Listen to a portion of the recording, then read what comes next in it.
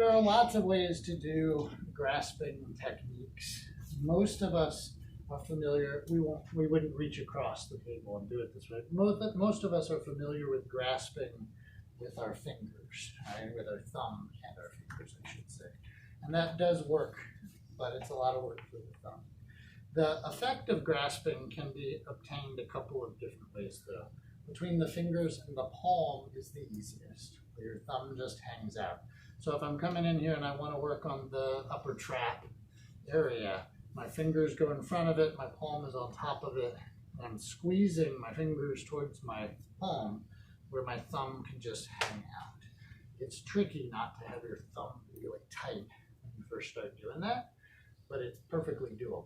It just takes a little practice where you're pressing against here with the fingers, not this. So we take some of those thumb muscles out of that equation, but it takes a little bit of getting used to.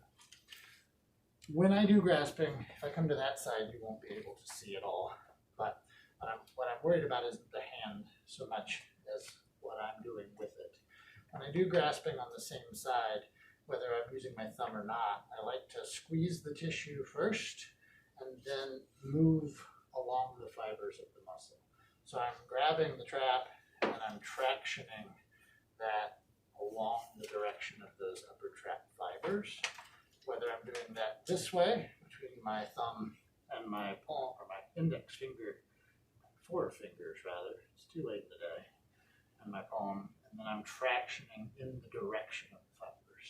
But I always do that on this same side here. The other way to grasp and not have your thumb do the job is just to push with your other hand.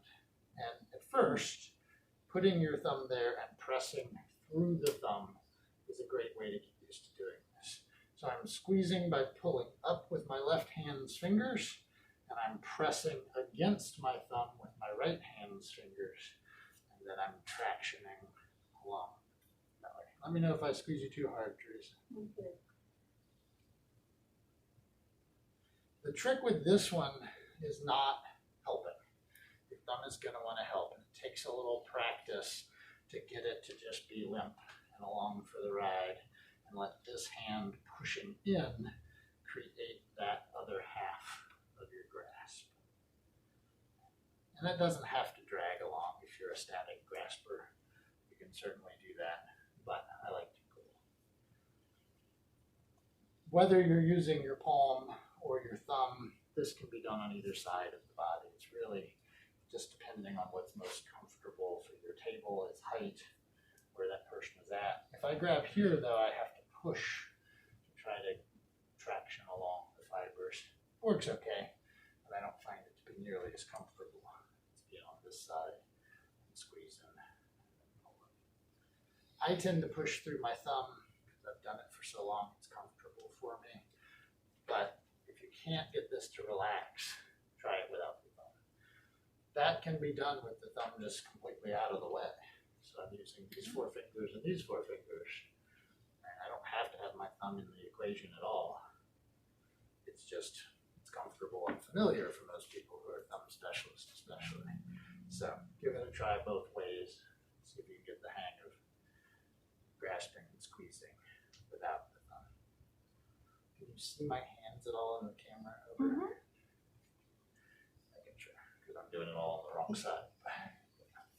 So that's grasping with the thumb without using the thumb, essentially pushing through it or squeezing against the palm. There's another technique. It's not strictly speaking a grasping technique, but I like it and I use it a lot, where we're using the fingers as a curl, but we're coming to this far side of the neck and shoulders and gently squeezing the fingers into that curled shape. And we're going to use them to strum all of the scalenes, the erector spinae, the upper trap, all the way across. Levator straps in there too. And if that's too much, let me know. I was going to say, that feels weird. When we hit Yeah, that spot, well, yeah. I've seen someone doing it like from this side, going like leading out too. That looks terrible. I might show you wrong, but I've seen did my you train? shoulder would not like a lot of pressure in that position. Mm. I mean, if you're trying to like also stretch your own pec, maybe, but Get your workout in when you're doing your client. wanted to. For me, I like both hands to be involved, so I'm laying them directly over each other, so both sets of fingers get to hold that shape.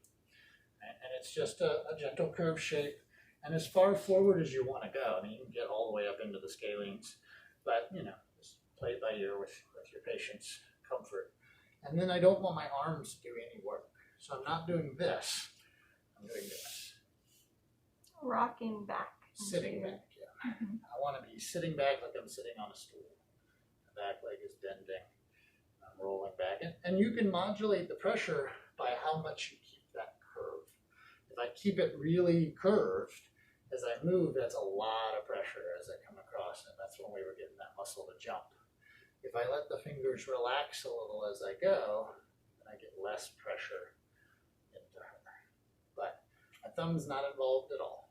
All my other 8 fingers doing the holding of shape, and my body doing all of the work, as opposed to just getting in here and using my thumbs. Nothing wrong with it, but your thumbs get a ton of work, and there's plenty of times you're going to have to use your thumbs. So we're talking about the alternatives. So give grasping a try with your fingers to your palm, so your thumb is there, hanging out on the side. Give it a try pressing through the thumb with your other hand, as well as pressing without the thumb even involved or in the middle, and then you can pull from the far side. So, thank you for being the demo. You're welcome. Got this